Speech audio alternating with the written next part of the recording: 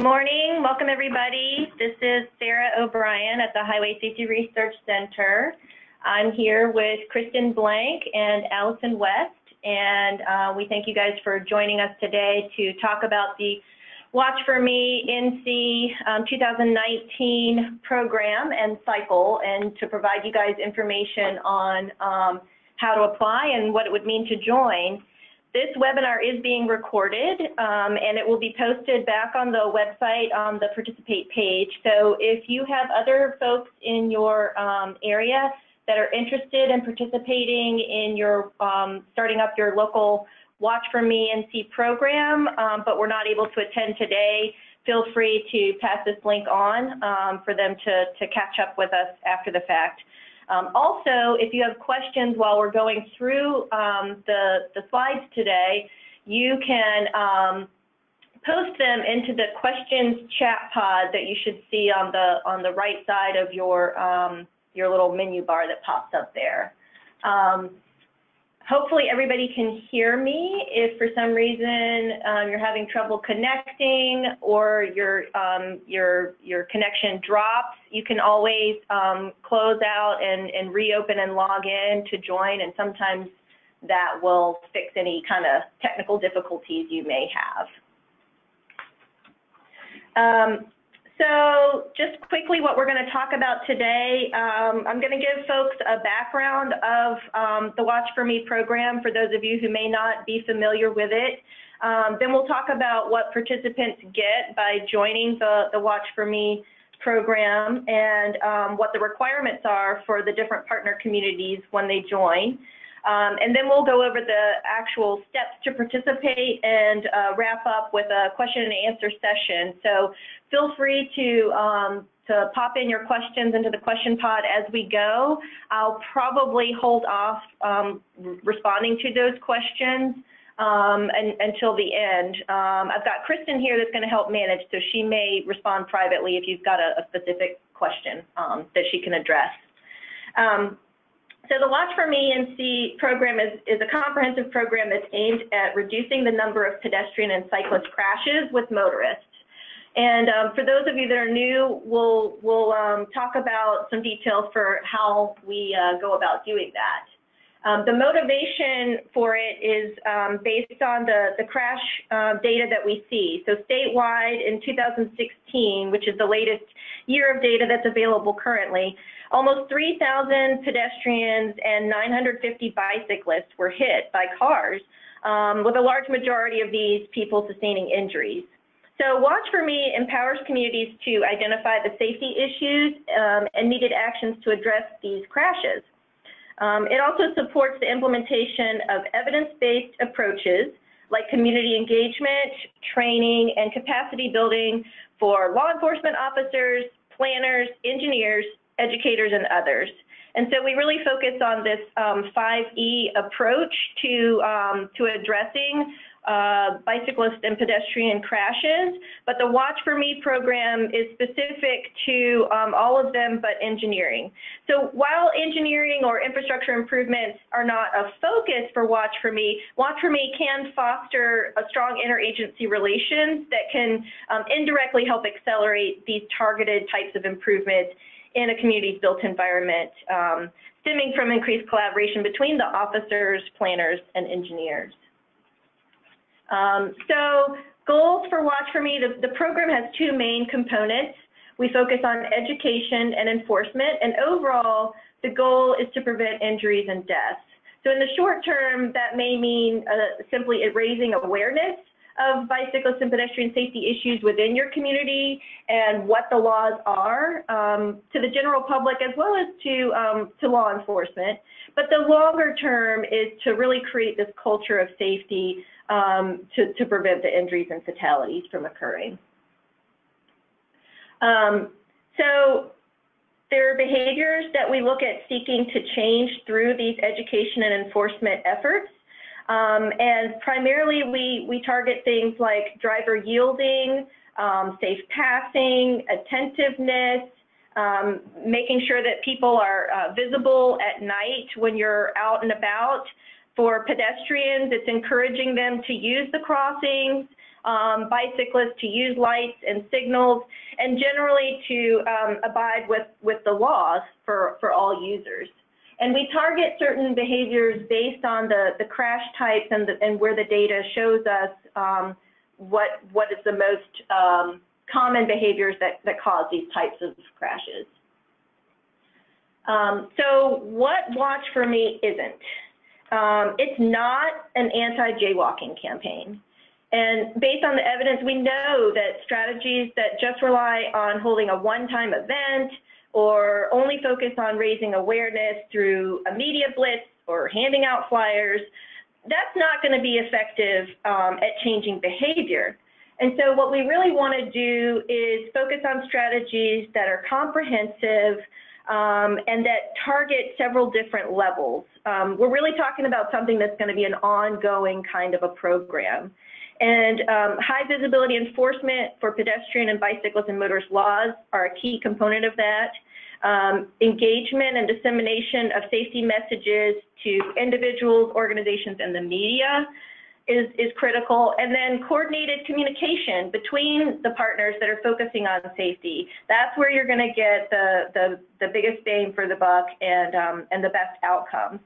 And so programs that are most effective are where the community has implemented a targeted and ongoing approach to public education, community engagement activities, and the high visibility law enforcement operations.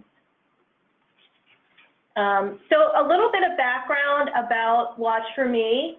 It actually started as a pilot program in 2012 and focused specifically on safety for pedestrians to start out with in the Triangle area.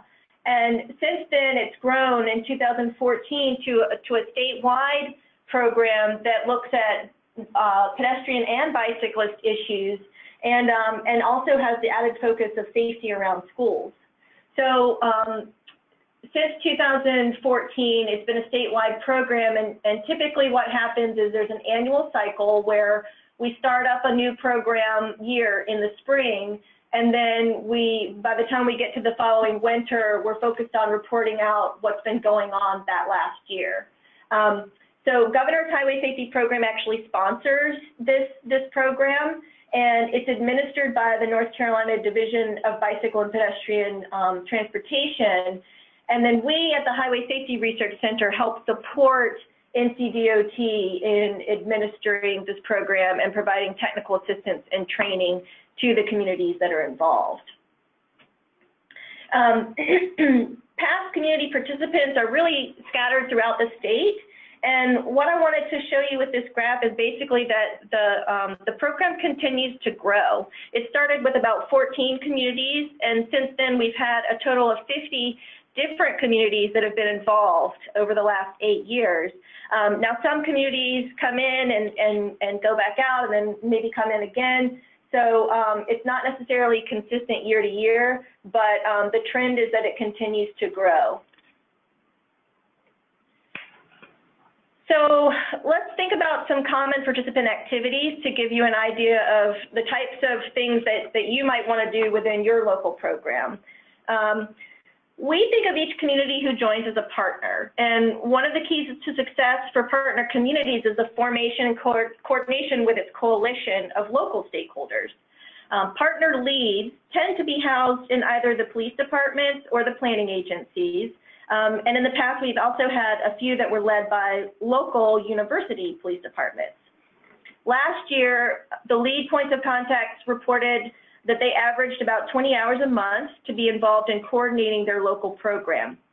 Now, this does not include the time for the other coalition members that are also involved, and some who've been involved longer are able to spend less time because there's more of a routine and it's a more turnkey process for them.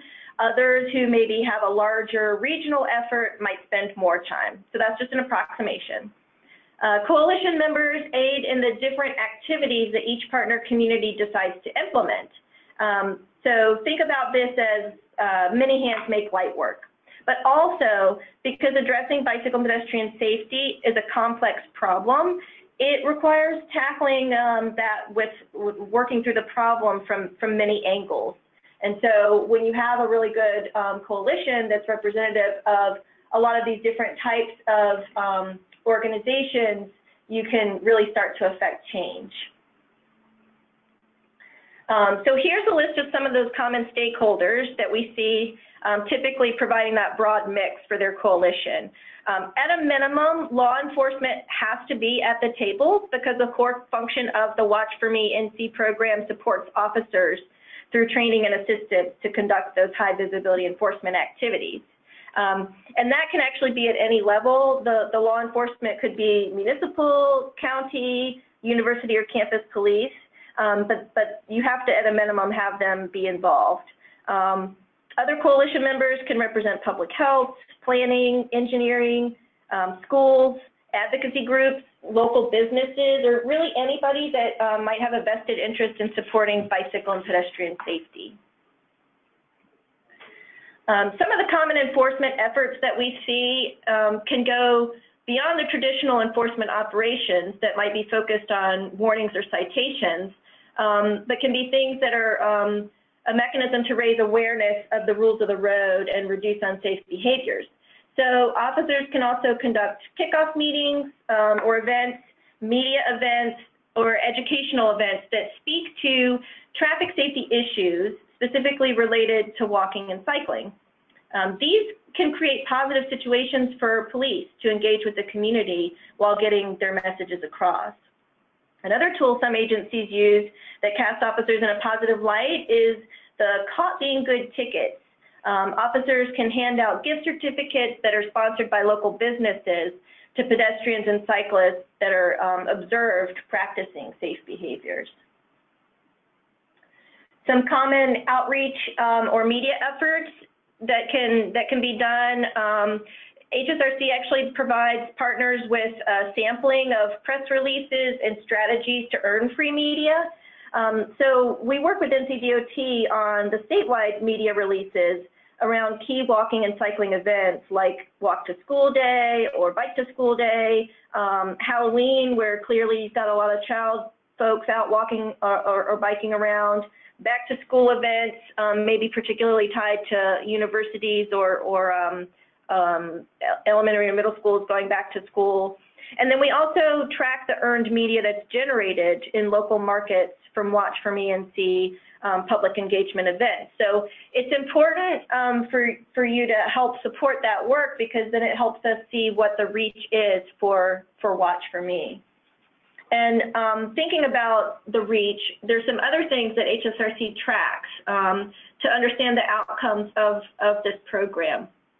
So lessons from each community are provided in their profiles that you can look at in the About link.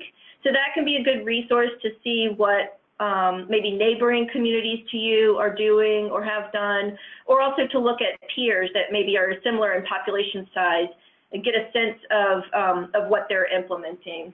But basically what we see is that when we talk to the partner communities that have been involved, they identify that they see this as a way to increase community awareness.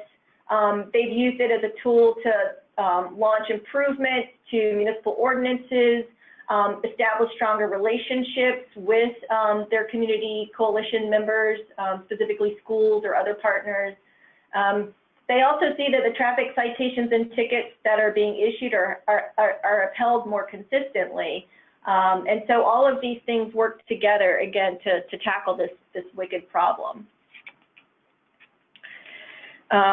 In the pilot program, we were able to conduct some research and collect field data at crosswalks to see whether behaviors were changing from the Watch for Me NC activities that were conducted.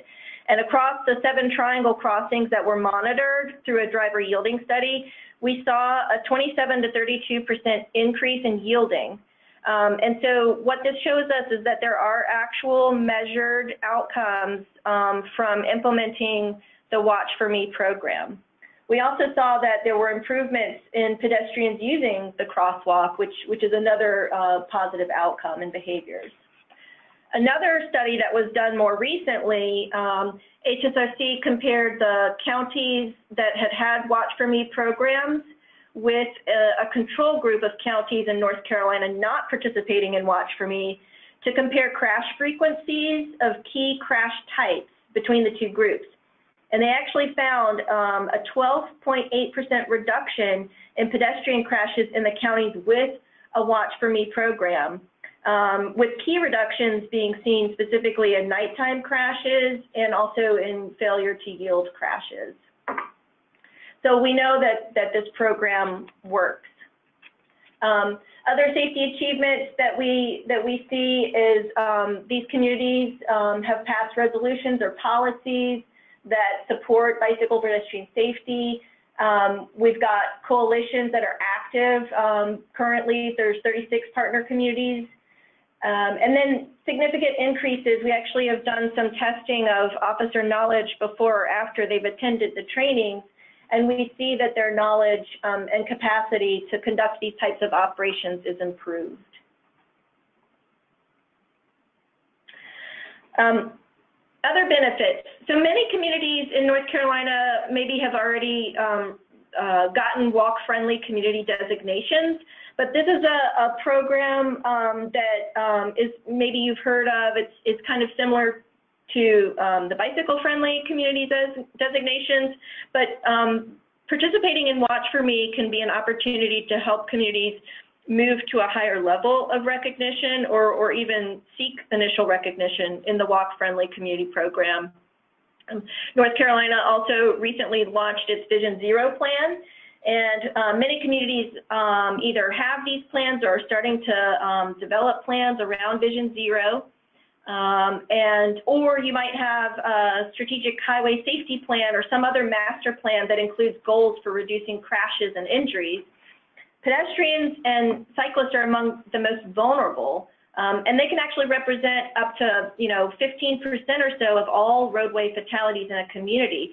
So a focus on these road users can be a step in the right direction towards achieving these broader goals that might be laid out in other plans.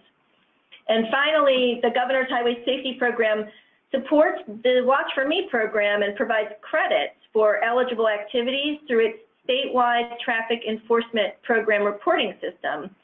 So Watch for Me enforcement operations can be tracked there, as well as certain educational events, media events, or kickoff events where raising awareness on the traffic safety and key messages might be eligible. So what do participants get by being a Watch for Me community? Last year, NCDOT spent about $150,000 on media ad buys across the state and materials to support local efforts. These items help raise awareness about the issues and lay the foundation for enforcement. Outdoor advertising, internal and external transit ads, and radio PSAs are expected through NCDOT purchasing again this year. And NCDOT also plans to produce and distribute print materials and training materials to the partner communities. Police departments that are new to the Watch for Me program can get 2 sandwich boards, which are shown in the image on the left, to be used at enforcement operations. New partners also receive banners that can be used at outdoor events or Watch for Me booths. And all 2019 partners will get other training materials, including front and rear sets of bike lights for officers to distribute to cyclists that are observed bicycling without proper equipment to educate them on the law. Some creative media that NCDOT has used in the past include clean graffiti messaging that's power washed onto key sidewalk locations. An example of that shown on the left. Gas pump toppers and radio ads through Pandora or Spotify. NCDOT is still finalizing what their media purchasing plan is going to be for 2019, but we would expect something like this to also be in that package. In addition to the print materials and the media buys that can support your program, the Highway Safety Research Center will provide a range of technical assistance, including 2 different types of courses, sample templates and social media content, timelines and toolkits, and online resources to aid in carrying out your activities. Key partner contacts also join a Google group listserv that allows for partner exchange, networking, and support across other Watch For Me communities.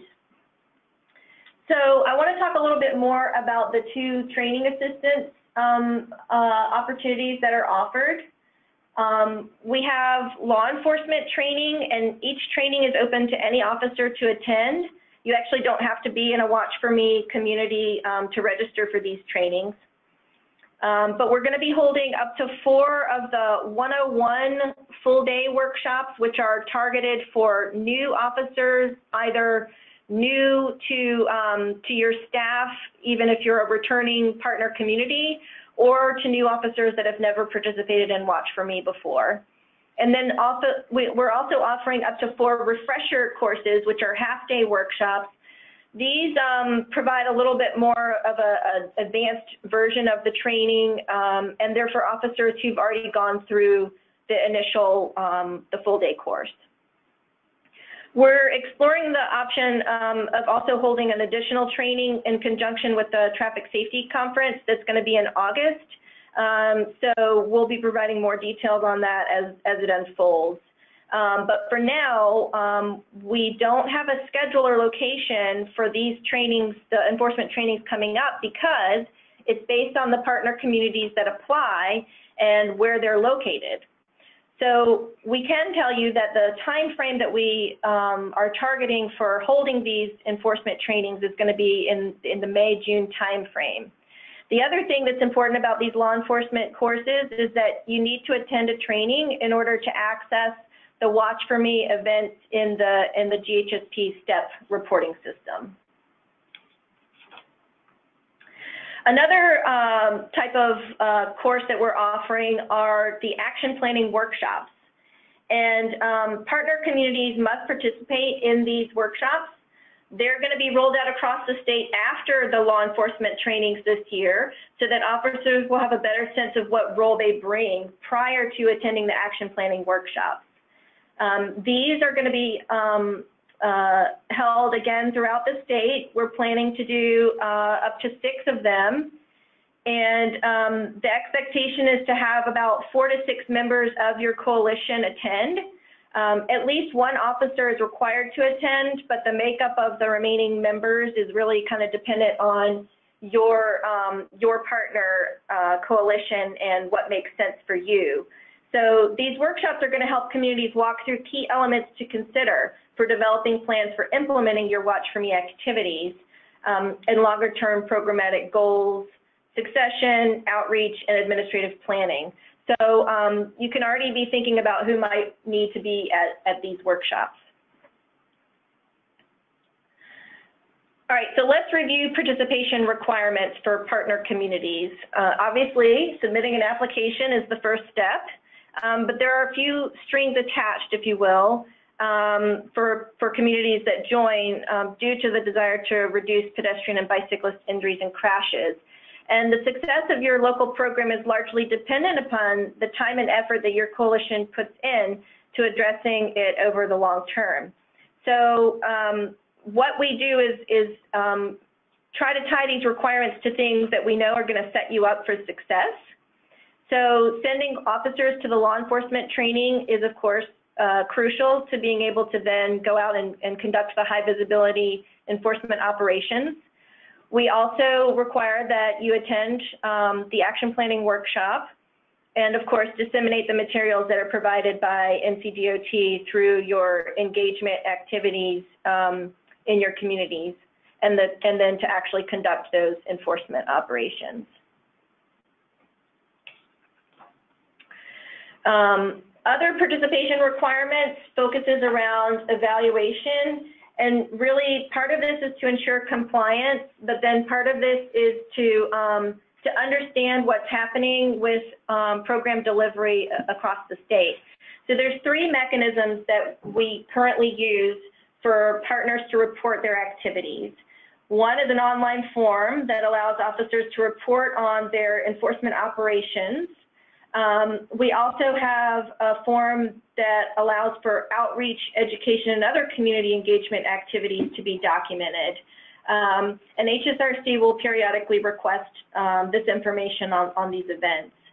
And then in the fall to winter timeframe, we typically initiate what we call an end-of-the-year progress survey.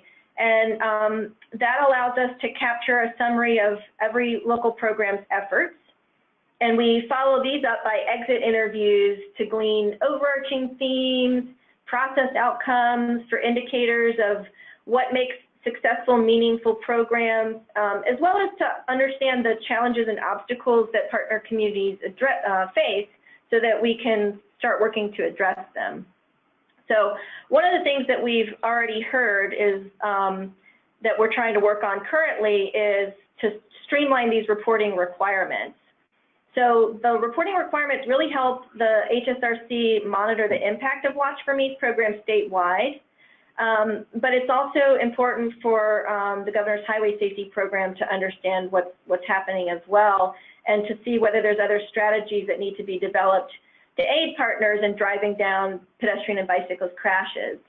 So this year, we're working with the GHSP to find ways to reduce the paperwork and streamline reporting so that ideally you can report the data that they need through the STEP program and that HSRC and NCDOT need for Watch for Me programming through one form to simplify things on your end.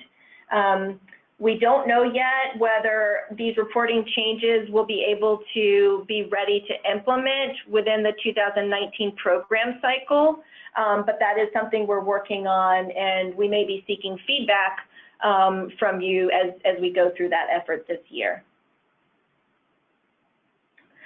So now that you've heard an overview of the program, what you get as a partner, and what NCDOT expects of partner communities, let's think about how to participate. I would encourage you to begin talking with stakeholders in your community and start forming your coalition. To be eligible as a Watch for Me partner community, law enforcement has to be included as they play a prominent role in meeting the participation requirements. But you need to be thinking more broadly and think about others in your community that can have an impact or help you in your education, outreach, and enforcement activities. Fill out the online application either as a new or returning partner. So just a little note for returning partners, this deadline has moved up some from previous years. So please make sure that you have started working on your application and can get that in before the March 1st deadline. Also new this year is that the application is online. It's an online survey kind of format as opposed to a Word document. And we're hoping that that will make it easier for applicants to submit their applications. Your application must include a letter of support from each police department that's going to be involved in to indicate their commitment to participate in training, workshops, and enforcement operations. And if the police department is not the lead agency, then a letter of support is also required from the lead, who will be responsible for the education and outreach activities as well. Prior partners should also note that the application has been updated, and so while returning partners are accepted upon completion of the application, make sure that you're planning accordingly to leave enough time to fill that out. It's a little bit more in-depth this year, so it might take a little bit longer than you've been accustomed to in previous years if you're a multi-year returning partner. All applicants should allow approximately 30 minutes to respond to the survey, and you can respond over multiple sessions. So you can open the survey, start working on it, close the survey, maybe talk to other members of your coalition to be able to collectively respond, and then go back into the survey. But you have to use the same computer when you for any of the returning sessions in order for that to work. But your information is automatically saved as you enter it. New partners will be selected on based on their demonstration of an ability for intra and interagency collaboration, understanding the existing conditions and context of the community that you plan to serve. So thinking about demographics, crash history, maybe key problem locations or key problem behaviors, plans that you have for community outreach, coordination with schools, and an aptitude to leverage other resources to extend the reach of Watch for Me and See messaging and activities.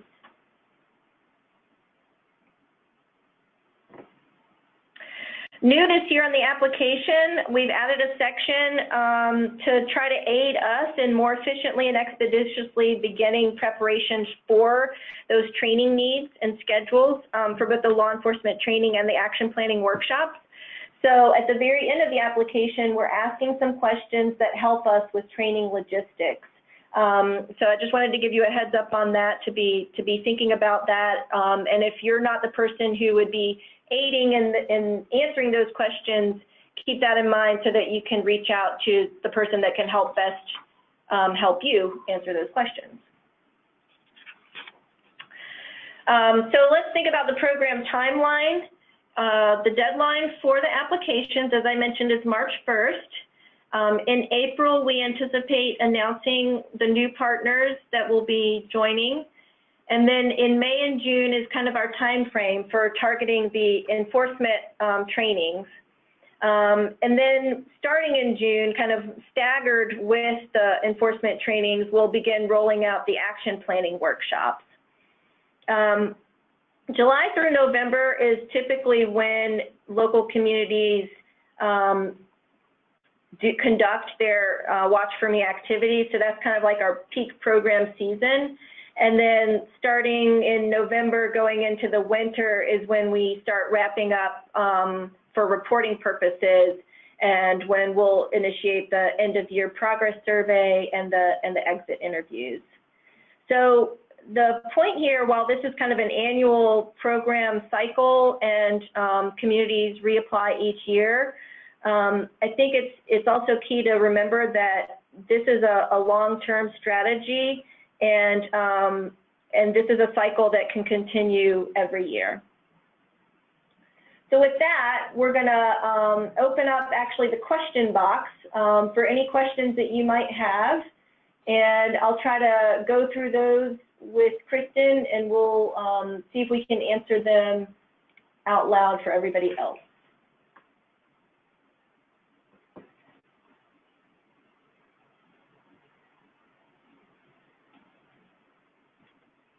I'm not seeing any questions come through. We've got plenty of time, so we can hang out for just a little bit longer in case anybody has. Oh, I see a question.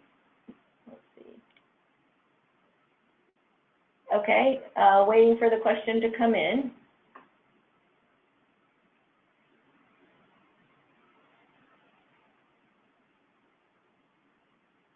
Annika, if you're able to just type in your question, then I can read it out to everybody and respond.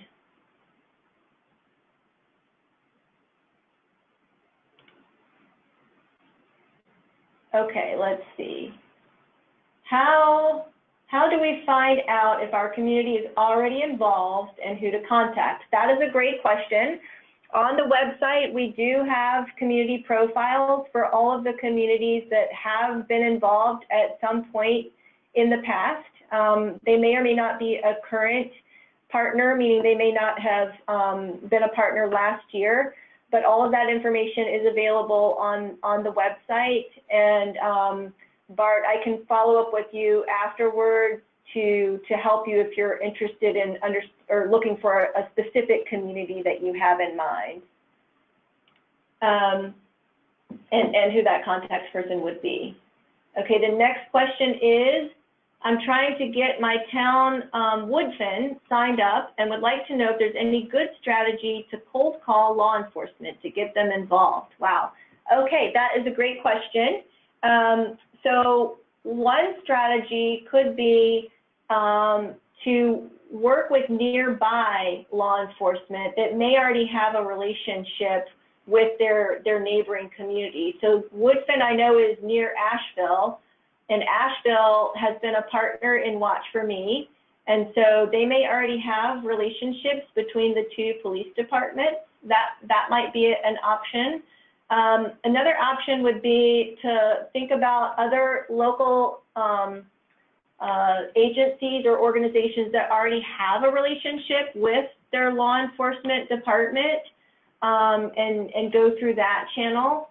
And then the final thought I have for that is if you can identify who is in charge of the traffic unit within that law enforcement department, or if there's a public information officer that you might be able to reach out to for a cold call, that might be the first points of contact that I would recommend reaching out to. And for anybody who is a law enforcement officer that's on the line, if you have other thoughts for Annika, feel free to also write those in, and we can share those with her if we have time right now or after the webinar is closed. Okay, let me move back up in the line here. Okay, there's a question about, is there a certain number of events we need to do a month or within a year? No, there is not a minimum number of events. It really kind of depends on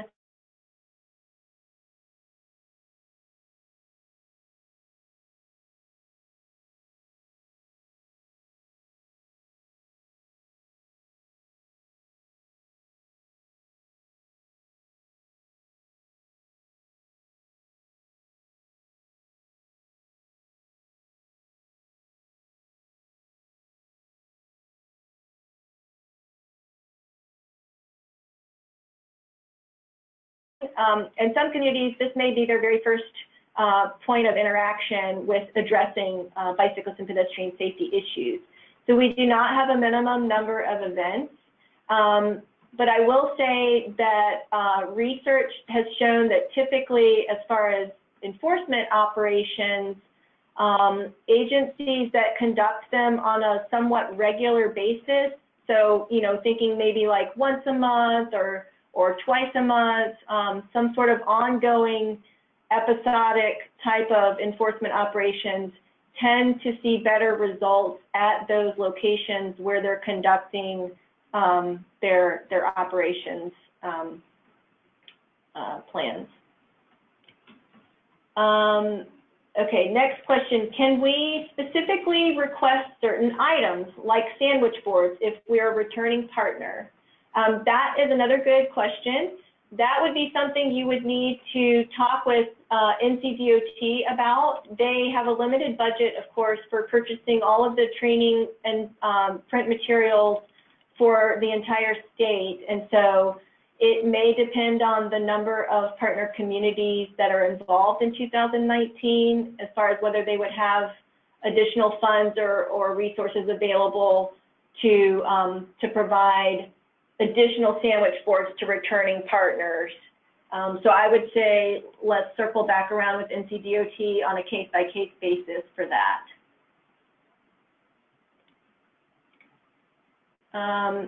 Okay, so here's a comment from Ed, who is the NCDOT point of contact. I would encourage local education agencies or school districts to reach out to not just traditional partners, but also non-traditional partners in their respective communities, especially as this pertains to action planning workshops and community involvement. I think I got that right, Ed. It might have been that you meant law enforcement agencies. I'm not quite sure because that acronym is used in two different ways. But I think the point is still valid, that really think outside the box about who can be involved in your community that can help leverage what you may be doing or how you might be thinking about the problem. Okay, another question. Does both the law enforcement agency as well as the department submitting the application, oh, sorry, hold on, I'm reading this wrong. does both the law enforcement agency who's doing the enforcing, as well as the department submitting the application and coordinating on the action group, need to submit a letter of support? I think the question is basically about who has to submit a letter of support. So because it's not a one-size-fits-all for how communities want to roll out their local Watch For Me programs, you may have the situation where the law enforcement agency is the lead agency, the primary point of contact for your Watch For Me program. They would submit a letter of support, regardless of whether they're the lead agency or not. And that's because law enforcement has to be at the table and needs to basically say that they're willing to attend law enforcement training, participate in the action planning workshop, and conduct some sort of enforcement operations. Now, some communities might have, a planning department or some other agency serve as the lead for their Watch For Me program, or serve as the lead specific for the education and community outreach efforts. And so a letter of support would also need to be from that entity that's serving in that function.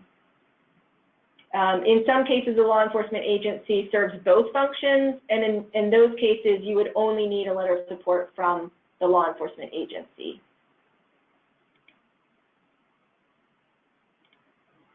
And for some reason, I'm having trouble scrolling down. Let's see. Okay, next question.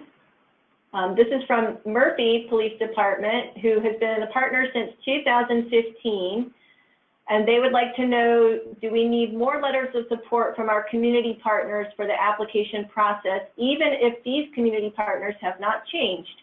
We still partner with our original community leaders. So in that, for returning partners, I would say the minimum, again, letters of support would be from the law enforcement agency and from whoever is considered the lead agency for your program. Any other letters of support that you might want to get from other members of your coalition are really just enhancing your application, and they can be encouraged, but they're not required. I would say at a minimum for returning partners, it's good for you to still list who those coalition members are, and to make sure that you've got, fresh contact information for all of them, because we recognize that, people change jobs, and, efforts might ebb and flow with certain organizations. And so we just kind of want to have a reset, if you will, for some of those returning partners that have been in there for the long haul, to make sure that our information is also up to date on who those people are. And Ed clarifies his comment was really about law enforcement agencies, not, not local education agencies. Thank you, Ed. Any other questions?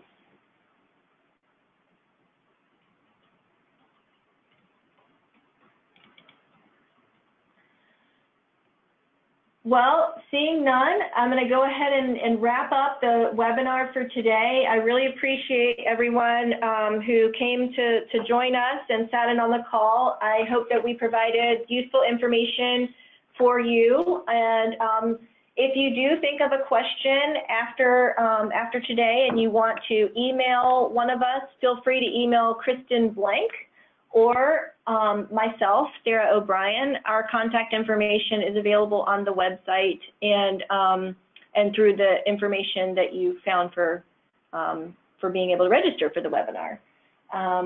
Thank you again, and we look forward to seeing your applications.